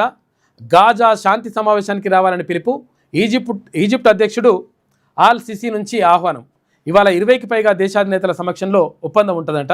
అయితే భారత్ తరఫున కేంద్ర మంత్రి కేవీ సింగ్ను పంపిస్తున్నారంటే ఇక్కడ ప్రధానమంత్రి నరేంద్ర మోడీని రమ్మంటే లేదు మా మంత్రిని పంపిస్తామని చెప్పేసి మంత్రి వెళ్తా ఉన్నాడు. రక్తశుద్ధికి వెళ్తే కొత్త రోగాలు వస్తున్నాయట. డయాలసిస్ పేషెంట్లు ఉంటారు కదా, ఎక్కడెక్కడ మంది చేసుకుంటుంటే సరిగా గడగక రకరకాలు చేసి తర్వాత అసలు మాగమాగం ఉండదట కథ. దీంతో ఎయిడ్స్ లాంటి వ్యాధులు కూడా ప్రబలేటువంటి అవకాశం పరిస్థితులు ఉన్నాయట. వాళ్ళకి చాలామంది బాధపడుతున్నారు. ఇక డెత్ బెల్స్గా డయాలసిస్ కేంద్రాలు. గత నెలలో మనుగూరులో ఓ రోగికి HIV వచ్చిందట. చూసుకోరిగా. ఇక హార్ట్ డిస్క్ ఇన్ఫెక్షన్ చేయని రక్తశుద్ధి కేంద్రాలు. 3 నెలలకోసారి జరగని వైరల్ మార్క్ టెస్టులు. ఇక కొన్ని చోట్ల 2 సార్లు డయాలైజర్ల వాడకం. షిఫ్ట్ల కోసం రోగుల నుంచి డబ్బులు వసూలు చేస్తున్నట. పర్యవేక్షణ కొరబడిందనే ఈ పరిస్థితి అని చెప్పేసి ఒక వార్త కనిపిస్తూ ఉంది. మొత్తం మీద డయాలసిస్ వాళ్ళతో ఆడుకుంటారా నాయన పాపం. డయాలసిస్ పేషెంట్లు అంటే మూత్రపిండాల వ్యాధితో చాలా తీవ్రమైనటువంటి బాధతో ఉంటారు వాళ్ళు. పాపం తిన్న తిండి కూడా వాళ్ళు తినలేని పరిస్థితి. అటువంటి వాళ్ళతో ఆడుకుంటే ఎట్లా? దీనిపైన దృష్టి పెట్టాలి ప్రభుత్వం. మూత్రపిండాల వ్యాధిని బారిన పడి డయాలసిస్ కోసం ప్రభుత్వ రక్తశుద్ధి కేంద్రాలకు వెళ్తున్న రోగులు కొత్త రోగాల బారిన పడుతున్నారు. రక్తశుద్ధి కోసం వెళితే డెత్ బెల్స్ ఎక్కాల్సిన పరిస్థితి ఎదురవుతుందని వారు ఆందోళన చెందుతున్నారు.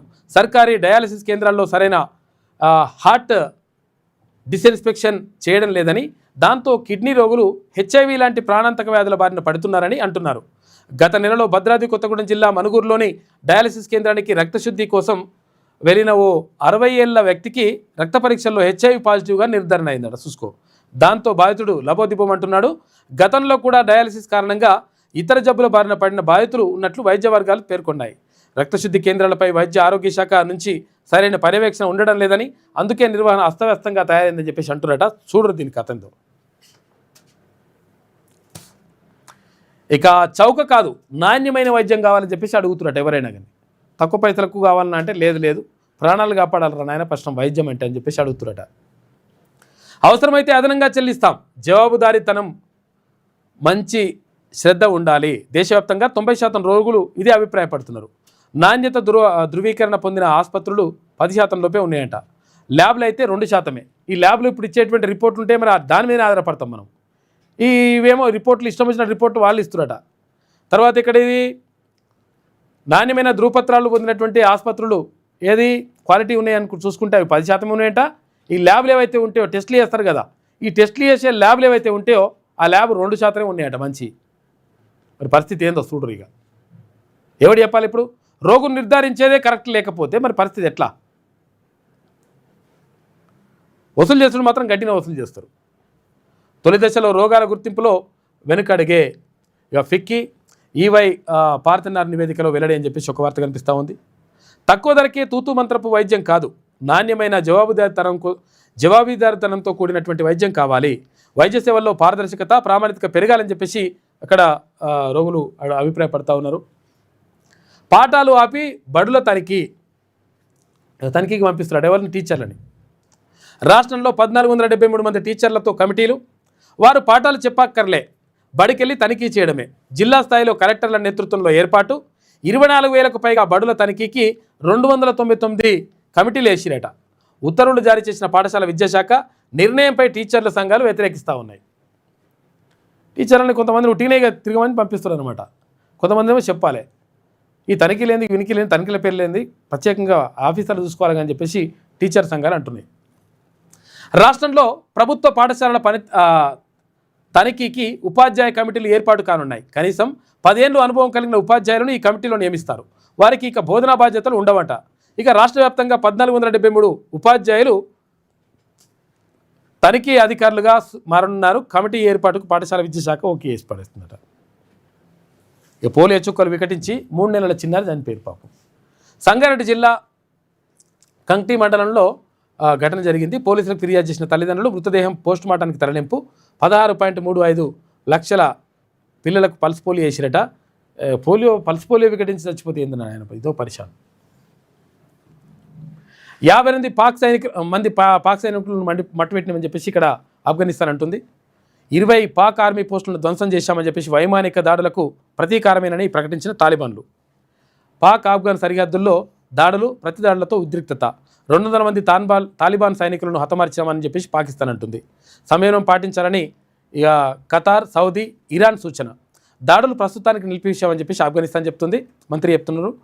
ఆఫ్ఘన్ మంత్రి ప్రెస్ మీట్లో మహిళా జర్నలిస్టులు ఉన్నారంట. తాజాగా ఆహ్వానించి విలేకరుల సమావేశం నిర్వహణ మొన్న జరిగినది ఉద్దేశపూర్వకం కాదని చెప్పేసి అంటున్నట. 3వ తరగతి నుంచి ఏఐ పాఠాలు బోధిస్తున్నారట. చూసుకోనిగా వచ్చే ఏడాది నుంచి సిబిఎస్ఈ అంటే సెంట్రల్ సిలబస్ ఉంటుంది కదా, దానికి సంబంధించి బడుల్లో అమలు.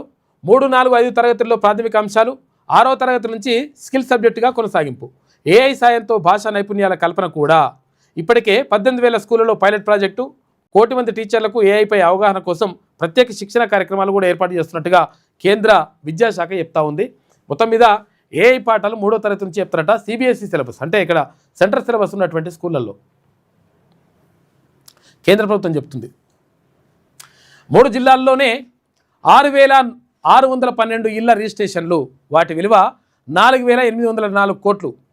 రియల్ ఎస్టేట్పై దుష్ప్రచారమే అని చెప్పేసి నిర్మాణ రంగ వృద్ధి రేటు 11.97% అని చెప్పేసి మంత్రి శ్రీధరబాబు అంటుండు. ముఖ్యమంత్రి చెబితే చేయాలంతే కాదు అన్నందుకే నాడు ఎల్విపై జగన్ వేటు. చెప్పింది చేయకుంటే నేనెందుకని జగన్ అన్నారు. కోపంతోనే వీఆర్ఎస్ తీసుకున్నా అని చెప్పేసి ఇక్కడ retired IAS officer Praveen Prakash అంటున్నాడు. రాజీనామా వెనక్కి తీసుకోవాలనుకున్నా, బాబు ఒప్పుకోలేదని తెలిసింది. కలవాలని ప్రయత్నించా, నాపై కోపంగా ఉన్నారని సీఎస్ చెప్పారు. జగన్కు మోకలిరలేదు, నోటి దుర్వాసన వస్తుందనే అలా కూర్చున్నా. ఆర్కేతో బిగ్ డిబేట్లో retired IAS officer Praveen Prakash అంటున్నాడు. ఈయన ఇక్కడ కూడా పనిచేసిపోయాడు, భువనగిరిలో ఫస్ట్ సబ్ కలెక్టర్గా పనిచేసినప్పుడు. ఇక బీజేపీ జేడీయూలకు చెరో 101 సీట్లంట. చిరాగ్ పాస్వాన్ పార్టీకి 29. బీహార్ అసెంబ్లీ ఎన్నికల్లో జేడీఏ సీట్ల కేటాయింపులు పూర్తయిపోయినాయి. ఇది ఆంధ్రజ్యోతిలో ఉన్నటువంటి ప్రధాన కథనాలు. అయితే ఒకసారి శనార్థి తెలంగాణ చూద్దాం. చూసారు కదా, ఇది కథ. 42% రిజర్వేషన్లు లేవు, స్థానిక సంస్థలు ఎన్నికలు లేవు, కాంగ్రెస్ విధానం ఇదే. బీసీ రిజర్వేషన్లు పెంపు కావాలంటే హస్తినలో ఆందోళనలు ఒక్కటే దారి. ఎక్కడ హస్తిన అంటే ఢిల్లీలో. కేంద్రంపై ఒత్తిడి పెంచడమే మార్గం. పాత రిజర్వేషన్లతోనైనా స్థానిక ఎన్నికలకు వెళ్లేందుకు కాంగ్రెస్ పార్టీ వెనకడుగు వేస్తుంది. మరి పాత రిజర్వేషన్లతో ఏమైనా వెళ్తుందా అంటే లేదు, పాత రిజర్వేషన్తో వెళ్తే అడుగు ఓట్లు పోతే ఓట్లు కూడా వేయరు అని చెప్పేసి పరిస్థితి ఉందంట. కాంగ్రెస్ పట్ల ప్రజల్లో తీవ్ర వ్యతిరేకత, గట్టి దెబ్బేసిన యూరియా ఎఫెక్టు, అమలు కాని ఎన్నికల హామీ. అందుకే లోకల్ ఎలక్షన్స్కు వెళ్ళలేక హైకోర్టు, సుప్రీంకోర్టు పేరుతో రేవంత్ తాత్సారం చేస్తారని చెప్పేసి ఒక ప్రత్యేక కథనం వేసింది శనార్థి తెలంగాణ దినపత్రిక. బీసీ రిజర్వేషన్లపై సుప్రీంకోర్టుకు రాష్ట్ర ప్రభుత్వం, హైకోర్టు స్టేపై సుప్రీంకోర్టులో స్పెషల్ లీవ్ పిటిషన్ దాఖలు చేయనున్న తెలంగాణ సర్కార్ సింఘ్వి, దవేలతో వాదనలు వినిపించాలని నిర్ణయం. ఇక ఢిల్లీకి మంత్రులు పొన్నం, వాకిటి శ్రీహరి అశాస్త్రీయంగా రిజర్వేషన్లు ఇవ్వలేదని వాదించాలనుకుంటున్న ప్రభుత్వం ఏం చేస్తారో. ఇక బీహార్లో పూర్తయిన ఎన్డీఏ సీట్ల షేరింగ్ అని చెప్పి ఇందాక చూసుకున్నాం కదా, మొత్తం 243 సీట్లు ఉంటే అలా 101 ఇక్కడ జేడీయూ తర్వాత బీజేపీ తీసుకున్నాయట. తాలిబాన్ల ప్రతీకారం, పాకిస్తాన్పై దాడి, 12 మంది సైనికుల మృతి. ఇక డ్యూరాన్ నియంత్రణ రేఖ వెంబడి ఇరు దేశాల కాల్పుల ఉల్లంఘన, కునార్ తర్వాత హెల్మాండ్ పోస్టులు తాలిబాన్లు వశమైనాయట. మేమెంతో మాకంత వాట కావాల్సిందే, బీసీ వర్గాల హక్కుల సాధనే లక్ష్యం, జాతీయ స్థాయి బీసీ ఉద్యమానికి శ్రీకారం చుడతాం, సామూహిక ఉద్యమం సామాజిక చైతన్యమే లక్ష్యంగా పనిచేస్తాం, తెలంగాణ సలహా ఉద్యమాన్ని నిర్మిస్తాం, రెడ్డి జాగృతి నేతల వైఖరి దారుణం, బీసీ ఎంబీసీ కులాలు యాచించడం కాదు, శాసించే స్థాయికి రావాలి, ఓరుగల్లు వేదికగా ఒకటైన బీసీ మేధావులు, విద్యార్థులు, కుల సంఘాలు సుందర్రాజ్ యాదవ్ అధ్యక్షతన రౌండ్ టేబుల్ సమావేశం నిర్వహించిన నిన్న ఇక్కడ వరంగల్లో పలు కీలక అంశాలపైన తీర్మానాలు చేసిండ్రు. జనాభాలో బీసీలమెంతో అంత వాటా దక్కాల్సిందేనని ఓబీసీ తర్వాత కూడా మాజీ చైర్మన్ ఎస్ సుందర్రాజ్ యాదవ్ అన్నారు. విద్య, ఉద్యోగ, స్థానిక సంస్థల్లో బీసీల జనాభా దామాష ప్రకారం కోటా ఇవ్వాల్సిందని డిమాండ్ చేశారు. హనుమకొండ రామ్నగర్ బీసీ భవన్లో ఓబీసీ తర్వాత కూడా మాజీ చైర్మన్ ఎస్ సుందర్రాజ్ యాదవ్ అధ్యక్షతన రౌండ్ టేబుల్ సమావేశం జరిగింది. ఈ రౌండ్ టేబుల్ సమావేశానికి బీసీ సామాజిక సంస్థలు, మేధావి, కుల సంఘాల నేతలు హాజరయ్యారు. రౌండ్ టేబుల్ సమావేశంలో పలు కీలక తీర్మానాలు చేశారు. తెలంగాణ సాధన కోసం సబ్బండ వర్గాలు ఉద్యమించినట్లే బీసీ రాజ్యాధికారం కోసం తెలంగాణలో మరో ఉద్యమం రావాల్సిన అవసరం ఉందని చెప్పేసి అక్కడ మాట్లాడినరు వక్తలు. పసివాడి ప్రాణం తీసిన పల్స్ పోలియో చుక్కలు వేయగానే బాలుడికి వాంతులు వచ్చినాయంటే 20 నిమిషాలకే బాలుడు మృతి. మరో 7 నెలల పాపకు విరేచనాలు. నారాయణఖేడ్ ఆసుపత్రికి తరలింపు. బాలుడి మృతిపై కుటుంబ సభ్యులు కంటతడి పెట్టుకున్నారు. పాపం నన్ను టార్గెట్ చేస్తుండ్రు, కులం ఆధారంగా కుట్రలు చేస్తుండ్రు, అడ్లును రెచ్చగొట్టి విమర్శలు చేయిస్తుండ్రు, లక్ష్మణ్ను ప్రోత్సహించింది మా నాన్న కాకానే. నిజామాబాద్ మాలల ఐక్య సదస్సులో మంత్రి వివేక్ వెంకటస్వామి ఆవేదన చెందుతున్నాడు. సోషల్ మీడియాలో కొంతమంది తనను టార్గెట్ చేశారని మంత్రి వివేక్ వెంకటస్వామి ఆవేదన వ్యక్తం చేశారు. మంత్రిగా తాను ఎంతో కష్టపడి పనిచేసినప్పటికీ కులం ఆధారంగా కుట్రలు, విమర్శలు చేస్తున్నారని బాధపడ్డారు. ఆదివారం నిజామాబాద్లో జరిగిన మాలల ఐక్య సదస్సులో ఈ మేరకు మంత్రి వ్యాఖ్యానించారు. ఈ సదస్సులో మంత్రి వివేక్ వెంకటస్వామి పాల్గొని నిన్న ప్రసంగించాడు. ఇక ఘర్షణలకు దిగమని చెప్పేసి అంటున్నారు. అవసరమైతే పోరాటానికి వెనుకాడం, చర్యలకు ప్రతిచర్య ఉంటుంది. ట్రంప్ ఏకపక్ష నిర్ణయాలు వాణిజ్య, ఆర్థిక, ద్వైపాక్షిక సంబంధాలను దెబ్బతీస్తాయని చెప్పేసి టారిఫ్ వారిపై చైనా కౌంటర్ రియాక్షన్ ఇచ్చింది. మేమేం భయపడం దానికని చెప్పేసి చైనోడు అంటున్నాడు. ఇక టీఆర్పీలోకి చేరికల జోరు, చాలామంది వేలాది మంది వచ్చి చేరుతా ఉన్నారు తెలంగాణ రాజ్యాధికార పార్టీలో. నిన్న కరీంనగర్ నుంచి భారీగా వచ్చి చేరిండ్రు. నిన్న పార్టీలోకి కరీంనగర్ యువత భారీ జైనింగ్లు, కండువాలు కప్పి టీఆర్పీలోకి ఆహ్వానించిన మల్లన్న అని చెప్పేసి ఒక వార్త కనిపిస్తూ ఉంది. ఇక ఠాగూర్ సినిమా సీన్ రిపీట్ అయిందట. గచ్చిబౌలి ఏఐజీ ఆసుపత్రి అరాచకం. చూసుకో, ఏఐజీ ఆసుపత్రి అంటే ఇట్లా ఇది కూడా చేస్తున్నాడు కథ. చచ్చిపోయిన వాళ్ళకు ట్రీట్మెంట్ చేస్తారు కదా ఠాగూర్ సినిమాలో, అటువంటి కథ నడిచిందట. 2 రోజుల క్రితం చనిపోయిన మృతదేహానికి 85 లక్షల బిల్లు వేసినట. చూసుకో, చచ్చిపోయిన శవానికి పీనియొక్క బిల్లు వేసినట. ఇల్లు అమ్ముకొని బిల్లు చెల్లించిన బాధితులు. ఇక లివర్ ట్రాన్స్ప్లాంట్ కోసం ఆసుపత్రిలో చేరిన వ్యక్తి మొదట 35 లక్షల ప్యాకేజీకి ఓకే చేసినట. ఆ తర్వాత 85 లక్షలు లాగి పేషెంట్ మృతి చెందినట్లు వెల్లడి. ఆసుపత్రి ఎదుట కుటుంబ సభ్యులు ఆందోళన చెందుతున్నారు. చూసినావా? చచ్చిపోయినాక 2 రోజుల దాకా కూడా ట్రీట్మెంట్ చేసుకున్నట్టుగా నాటకం ఆడి పైసలు వసూలు చేశాడు 85 లక్షలు.